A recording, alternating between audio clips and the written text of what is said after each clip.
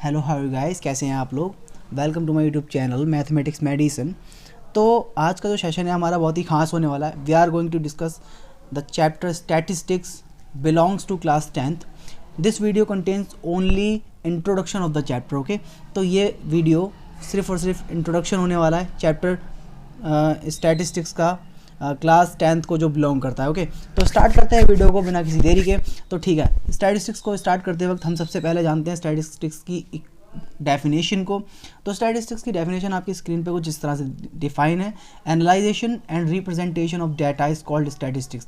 जो हमारे पास डाटा होता है ना, उसको रिप्रेजेंट करने का और एनालाइज करने का जो प्रोसेस होता है ना, उसी को हम कहते हैं स्टैटिस्टिक्स। तो ठीक है, इस डेफिनेशन में आप साफ साफ देख पा रहे हैं न्यू वर्ड आया है, डाटा। अब ये डाटा क्या है, तो देखते हैं। डाटा है आपका इन्फॉर्मेशन। ठीक है, डाटा कहलाता है आपका information in the numerical form या फिर द न्यूमेरिकल फिगर, है ना। तो ठीक है, डाटा अगर बेसिकली इन सिंपल वर्ड अगर हम कहें, जो हमारे पास इंफॉर्मेशन गिवन होती है ना, वही आपका डाटा कहलाता है। ठीक है, तो डाटा जो होता है ना, दो तरीके का होता है।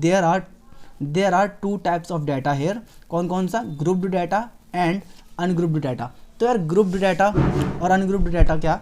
ग्रुप्ड डाटा वहाँ पर आता है जहाँ पर आपका हाई अमाउंट ऑफ इन्फॉर्मेशन होता है। जहाँ पर आपके पास हाई अमाउंट ऑफ इन्फॉर्मेशन होता है ना, तो उसको छोटे छोटे ग्रुप्स में डिवाइड कर दिया जाता है, तो वो कहलाता है आपका ग्रुप्ड डाटा। और अनग्रुप्ड डाटा में लेस अमाउंट ऑफ इन्फॉर्मेशन होता है, तो कोई ग्रुप में डिवाइड करने की ज़रूरत नहीं होती, बहुत कम ही इन्फॉर्मेशन होती है ना, जिसको हम ईजिली सर्वे कर सकते हैं जिसका। ओके, तो ठीक है, आगे बढ़ते हैं। कुछ बेसिक टर्म्स को डिफाइन कर लेते हैं हम चैप्टर स्टार्ट करने से पहले। कुछ ऐसे बेसिक टर्म्स हैं स्टैटिस्टिक्स में जो बहुत ही कॉमन है, जो बहुत ही यूज़फुल है। ठीक है, सबसे पहले स्टडी करते हैं उन्हीं बेसिक वर्ड्स के बारे में। तो सबसे पहला जो बेसिक टर्म है आपका, वो है क्लास मार्क। ठीक है, तो ये क्लास मार्क क्या है? क्लास मार्क है आपका half the sum of upper limit and lower limit, है ना। लोअर लिमिट और अपर लिमिट का सम करके जो हाफ करने पर आएगा, वही आपका क्लास मार्क कहलाएगा। और उसे जनरली रिप्रेजेंट किया जाता है या फिर डिनोट किया जाता है इन एज एक्सआई, जैसा कि आप यहाँ देख पा रहे हैं। ओके, तो ठीक है, चलते हैं अपने अगले बेसिक टर्म की तरफ, जो कि है आपका क्लास साइज। तो क्लास साइज क्या है यार? यहाँ पे आपको सिंपली डेफिनेशन गिवन है। Difference between upper limit and lower limit is called class size, या फिर इसको हम ना विड्थ भी कहते हैं, विड्थ ऑफ क्लास। ओके, तो चलते हैं अपने लास्ट टर्म की तरफ। ओके, तो लास्ट बेसिक टर्म है वो है आपका रेंज। रेंज क्या है आपका? Difference between maximum and minimum frequency. सबसे बड़ी फ्रीक्वेंसी और सबसे छोटी फ्रीक्वेंसी का डिफरेंस ही आपका रेंज कहलाएगा किसी भी डाटा में। ओके, अब आगे चलते हैं। अब पढ़ते हैं मेजर्स ऑफ सेंट्रल टेंडेंसी के बारे में। Okay, measures of central tendency, mean, median and mode. अब इन तीनों को हमने मेजर ऑफ सेंट्रल टेंडेंसी क्यों कहा? क्योंकि ये तीनों यानी मीन, मीडियन और मोड लाई करते हैं हर डाटा या फिर हर सीरीज़ के सेंट्रल में ही लाई करते हैं, इसीलिए हम इन तीनों को एक नाम देते हैं, measures of central tendency. Okay, तो सबसे पहले हम स्टडी करने जा रहे हैं मीन के बारे में, कि मीन क्या है and how can we find it, है ना। किसको हम किस तरीके से फाइंड कर सकते हैं, इसके क्या क्या मेथड्स हैं। तो ठीक है, स्टडी करते हैं। मीन की डेफिनेशन आप सबसे पहले देख पा रहे हैं। It is simply known as average of the data. ठीक है, किसी भी डाटा का जो एवरेज होता है ना, वही आपका मीन कहलाता है। एवरेज को ही हम मीन कहते हैं। ओके, तो ये मीन हम अनग्रुप्ड डाटा में और ग्रुप्ड डाटा में अलग अलग कैसे फाइंड कर सकते हैं, अब इसकी स्टडी करते हैं। तो मीन को हम अनग्रुप्ड डाटा में कैसे फाइंड करते हैं, वो हम छोटी क्लासेस में भी वैसे पढ़ चुके हैं। तो ठीक है, एक बार जान लेते हैं। तो ठीक है, mean in of ungrouped data कुछ इस तरह से डिफाइंड है। Sum of all observations divided by number of observation is called ungrouped mean.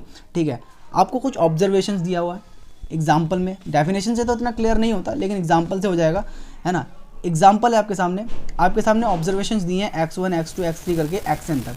अब हमें नहीं पता कितनी ऑब्जर्वेशंस हैं, है ना। xn तक आपके ऑब्जर्वेशंस गिवन है, तो आपको मीन फाइंड आउट करना है, वो भी अनग्रुप्ड डाटा में। ओके, तो ये फॉर्मूला डायरेक्ट था आपका। मीन को हम रिप्रेजेंट करते हैं x के ऊपर एक बार लगा के। ओके, तो इसका डायरेक्ट एक छोटा सा फॉर्मूला था, जो कि था सम ऑफ ऑब्जर्वेशंस अपॉन में number of observation. Sum of observation मतलब जो भी आपका ऑब्जर्वेशन है उनका सम हो जाएगा, और अपॉन में जितने टोटल नंबर ऑफ ऑब्जर्वेशन जितने होंगे उससे डिवाइड हो जाएगा, तो वही आपका आ जाएगा अनग्रुप्ड डाटा का मीन। अब स्टडी करते हैं mean in A grouped data, है ना। अब ग्रुप्ड डाटा को जब हम डिस्कस करते हैं ना यार, तो मीन को हम देखते हैं, मीन को फाइंड आउट करने के तीन तरीके हैं, तीन, है ना। कौन कौन से? पहला मेथड है डायरेक्ट मेथड। ठीक है, दूसरा assume mean method and the third last method is step deviation या फिर शॉर्टकट मेथड। ओके, अब हम स्टडी करेंगे एक एक करके तीनों मेथड्स के बारे में, ठीक है। तो जानेंगे हम तीनों मेथड्स के बारे में कि क्या बेसिक डिफरेंस है इन तीनों में और किस तरह से फाइंड आउट करते हैं हम मीन को इन अलग अलग मेथड्स में। ओके, तो ठीक है, सबसे पहले हम स्टडी करने जा रहे हैं डायरेक्ट मेथड की, ठीक है। डायरेक्ट मेथड की हम स्टडी करने जा रहे हैं यहाँ पे। तो डायरेक्ट मेथड क्या कहता है कि भाई when x1 x2 x3 up to xn are n observation with frequencies f1 f2 f3 up to fn, ठीक है। आपको x1 x2 करके एक ऑब्जर्वेशन दे दी है उसकी फ्रिक्वेंसी के साथ। अब आपको फाइंड आउट करना है तो सिंपली मीन, है ना। तो मीन को हमने रिप्रेजेंट किया है यहाँ पर डायरेक्ट मेथड में एफ आई एक्स आई, यानी कि यार जो भी आपकी फ्रिक्वेंसीज़ हैं और आपकी सेम ऑब्जर्वेशन से मल्टीप्लिकेशन हो जाएगी और इन सब का सम हो जाएगा। Okay, f i f one x one plus f two x two plus f three x three up to f n x n तक, और अपॉन में आएगा आपका फ्रिक्वेंसीज़ का sum. Okay, f one plus f two plus f three up to nth term. तो simply हम इसको ऐसे भी रिप्रेजेंट कर सकते हैं sigma F i x i upon sigma F i. ये जो आप सिंबल देख पा रहे हैं ना, ये ई की तरह, ये आपका सिग्मा कहलाता है, जो कि एक ग्रीक वर्ड है जिसका मतलब होता है समेशन, ठीक है। तो ये था वो फॉर्मूला जो डायरेक्ट मेथड में आता है। ओके, इस मेथड को हम यूज़ कर सकते हैं जब भी हमारी ऑब्जर्वेशंस या फिर फ्रिक्वेंसी की जो वैल्यूज़ है ना वो छोटी हों, ठीक है। तब तक तो बहुत ईजी रहता है। लेकिन क्या करेंगे जब हम वैल्यूज़ बड़ी वैल्यूज़ को जब फॉलो कर रहे होंगे, जब वैल्यूज़ जहाँ पर बड़ी होंगी, ऑब्जर्वेशन बड़े होंगे, फ्रीक्वेंसीज़ बड़ी होंगी, तो वहाँ पर हम कैसे फाइंड आउट करेंगे। तो ठीक है, उसके लिए हमने दो मेथड और पढ़े, पहला एज्यूम मीन मेथड, दूसरा स्टेप डेविएशन, ठीक है। अब पढ़ते हैं एज्यूम मीन मेथड को। तो एज्यूम मीन मेथड को करने के ना कुछ स्टेप्स हैं। हम हर क्वेश्चन की तरह इस क्वेश्चन में भी आपको दिया होगा एक ऑब्जर्वेशन जो कि x1 x2 x3 करके अप टू nth टर्म तक होगी। उसकी फ्रिक्वेंसी के साथ गिवन होगी आपको f1 f2 f3 से fn तक। ओके, तो इसमें करना क्या है, कुछ स्टेप्स लेने हैं। तो स्टेप 1 में आपको करना क्या है, find the class mark xi of each class. सबसे पहले तो आपको हर एक क्लास की ना क्लास मार्क पता करनी है। क्लास मार्क को मैं ऊपर ही डिस्कस कर चुका हूँ। क्लास मार्क को हम रिप्रेजेंट करते हैं या फिर डिनोट करते हैं xi से, और i मतलब इंडाइसिस होता है ना, नंबर ऑफ टर्म्स, है ना। तो xi equals to lower limit plus upper limit upon में 2 पढ़ा था हमने ऊपर बेसिक टर्म्स में कि क्लास मार्क क्या है, अपर लिमिट और लोअर लिमिट के सम का हाफ है, ठीक है। तो स्टेप 2 में आपको क्या करना है, choose any suitable value from xi as A. xi वाले पार्ट में यानी क्लास मार्क वाले पार्ट में से आपको एक वैल्यू को चूज़ कर लेना है एज ए, है ना। अब आप ज़्यादातर इसमें मिडिल क्लास वैल्यू को चूज़ कीजिएगा, सिंपल पड़ जाता है, ज़्यादातर लोग मिडिल क्लास वैल्यू को चूज़ करते हैं, ठीक है। और फाइंड लास्ट हमारा जो स्टेप है, स्टेप 3, फाइंड डी क्या होगा आपका xi माइनस ए, ठीक है। xi माइनस ए वो भी हर क्लास में। ओके, आप जब इसको फाइंड आउट कर लेंगे तो आपका डायरेक्ट मीन का फॉर्मूला लगा सकते हैं, mean equals to A plus sigma F I D I upon sigma F I. Okay, और सिग्मा को मैं ऊपर ही डिफाइन कर चुका हूँ कि सिग्मा है एक ग्रीक वर्ड, एक ग्रीक सिंबल जिसका मतलब होता है समेशन, ठीक है। बढ़ते हैं अपने अगले लास्ट मेथड की तरफ, जो कि आपका मेथड है स्टेप डेविएशन या फिर शॉर्टकट मेथड, ठीक है। इसको भी लेने के 3 ही स्टेप्स हैं, सब कुछ आपको गिवन होगा, ऑब्जर्वेशन, फ्रिक्वेंसी, है ना। तो ठीक है, तो पहला स्टेप तो बिल्कुल एज्यूम मीन मेथड की तरह है कि यहाँ पे आपको क्लास मार्क फाइंड आउट करना है, और दूसरा स्टेप है आपका सेम उसी की तरह, आपको एक चूज़ करनी है कोई value from xi as A, और लास्ट में बस फाइंड करने का जो तरीका है वो बदल गया है। बस इसमें आपको फाइंड आउट करना है ui कैसे फाइंड आउट होगा, xi माइनस ए अपॉन h यानी कि विड्थ ऑफ क्लास, है ना। विड्थ ऑफ क्लास यानी difference between upper limit and lower limit. Okay, तो मीन क्या है, जब आप इतना फाइंड आउट कर लेंगे तो आपका जो मीन का फॉर्मूला लास्ट आता है ना इसमें, वो है a plus sigma F I you I upon sigma F I into H. अब आप लोग कहीं ना कहीं कहेंगे कि यार अगर देखा जाए तो स्टेप डेविएशन मेथड का फॉर्मूला सबसे बड़ा है, तो यार इतनी लंबी जब कैलकुलेशन चली जाएगी तो काय बात का ये शॉर्टकट मेथड, है ना। तो यार शॉर्टकट का मतलब मैथमेटिक्स में होता है कि जो आपके टाइम को रिप्लेस करे, जो आपके टाइम को बचाए। ओके, ना कि आपके कैलकुलेशन को ईजी करके आपके टाइम को बचा ले, है ना। उसके साइज़ पर नहीं जाते हैं, टाइम को जो कम कर दे वही आपका शॉर्टकट मेथड कहलाता है। और स्टेप डेविएशन मेथड एक ऐसा मेथड है जो आपके टाइम को कम करता है। ठीक है, अब हम ये 3 मेथड थे आपके मीन के। अब हम स्टडी करने जा रहे हैं मोड की। ठीक है, मोड यार क्या है, simply known as most occurring data in a series, most occurring value in a series is called mode. ठीक है, किसी भी सीरीज़ में जो सबसे ज़्यादा बार कोई वैल्यू आ रही होगी वही आपकी कहलाएगी मोड, है ना। ठीक है, अब इसको हम कैसे फाइंड आउट कर सकते हैं, अनग्रुप्ड में। अनग्रुप्ड में तो यार हम कहते हैं कि in this case the most occurring value is mode. भाई अनग्रुप्ड डाटा में जो वैल्यू सबसे ज़्यादा बार आ रही है वही आपकी मोड हो जाती है ना। तो फिर ये तो बात रही अनग्रुप्ड की। तो फिर अब ग्रुप्ड डाटा में क्या होगा, तो ग्रुप्ड डाटा में इसको आपको डायरेक्ट एक फॉर्मूला गिवन है ना। तो ग्रुप्ड डाटा में आपको इसको डायरेक्ट एक फॉर्मूला गिवन है। ग्रुप्ड डाटा में कहता है भाई सबसे पहले तो आप फाइंड आउट करो मोडाल क्लास। मोडाल क्लास क्या होने वाली है, लार्जेस्ट फ्रिक्वेंसी जिसकी होगी ना वही आपकी मोडाल क्लास बन जाने वाली है। और इसका मोड का जो फॉर्मूला है वो डायरेक्ट गिवन होगा यहाँ पे, mode equals to L plus F1 minus F0 upon 2F1 minus F0 minus F2 into H.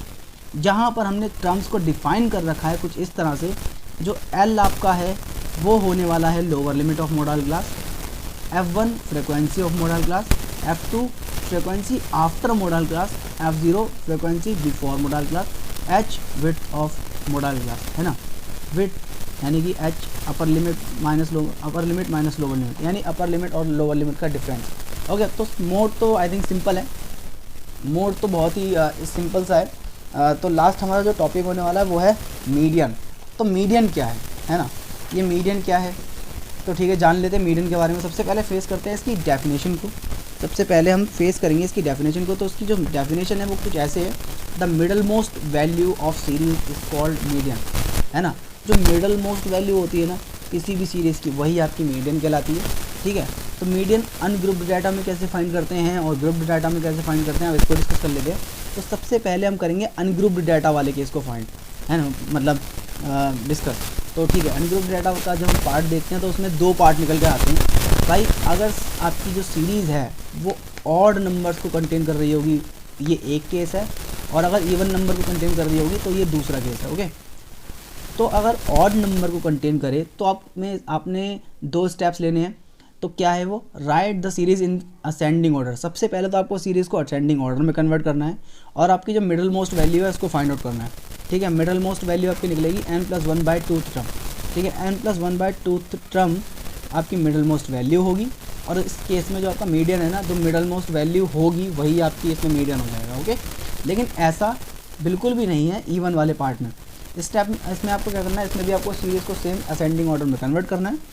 Middle most value का इसमें थोड़ा सा चक्कर बदल जाता है। इसमें मिडल मोस्ट वैल्यू 2 होने वाली है, कौन सी, n/2 और दूसरी n/2+1, है ना। एक नंबर और उसके अगले वाली नंबर दोनों ही आपकी मिडल मोस्ट वैल्यू होने वाली है ना।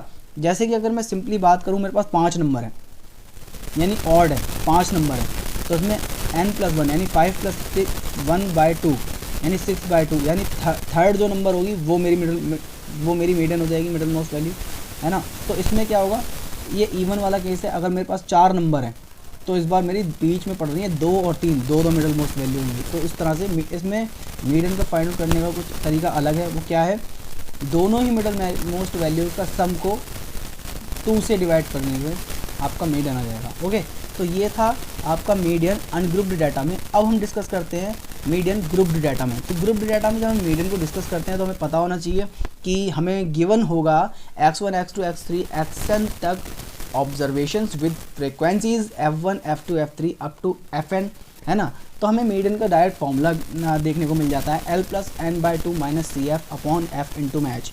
ठीक है, ये डायरेक्ट फॉर्मूला है। तो अब हम टर्म्स को डिफाइन करते हैं। ओके, कि आखिर ये n क्या है। n is the total of frequency, h is width of class, है ना, upper limit minus lower limit, f is the frequency of median class, l is the lower limit of median class, cf is सिमुलेटिव frequency before median class. ठीक है, median class से पहले वाली सिमुलेटिव frequency. Okay, अब ये median class कैसे निकलती है, अगर आपको मीडियन क्लास का पता लगाना है तो सबसे पहले आपको इसमें फाइंड आउट करना होगा n/2, यानी कि फ्रिक्वेंसी का टोटल अपॉन में 2, है ना। जो डिवाइड करने पे आपका जो भी आ रहा हो, n/2 जो आपका जो भी आ रहा हो उसमें आपको देखना है कि CF उस नंबर से किसका बड़ा है, वही आपकी मीडियन क्लास हो जाएगी। और साथ ही साथ आप फिर उसके बाद अप्लाई कर सकते हैं मीडियन का फॉर्मूला डायरेक्ट, क्योंकि आपको मीडियन क्लास मिल चुकी है। अब हमारा लास्ट आता है यार, ये जो मीन मीडियन मोड है ना, आपस में एक रिलेशन को सेटिस्फाई करते हैं, काफ़ी इंपॉर्टेंट टर्म है ये, है ना। तो ये the empirical relation between mean median and mode is given as, है ना। ये तीनों आपस में मिलकर एक रिलेशन को सेटिस्फाई करते हैं, और वो रिलेशन कौन सा है, mode equal 3 median minus 2 mean, है ना। तो ये वो रिलेशन है, काफ़ी इंपॉर्टेंट रिलेशन है, काफ़ी पूछा जाता है ये, है ना। तो आई थिंक आपको ये सब अच्छा लगा होगा, और यही था आपका इंट्रोडक्शन, सिर्फ इतना ही कंटेन करती है ये वीडियो। आई होप कि आपको इंट्रोडक्शन क्लियर हुआ होगा, और I hope you like this video. अगर आपको वीडियो अच्छा लगा तो please like, share and comment. तो ठीक है, मिलते हैं आपको अगली वीडियो में। तब तक के लिए गुड बाय गाइज।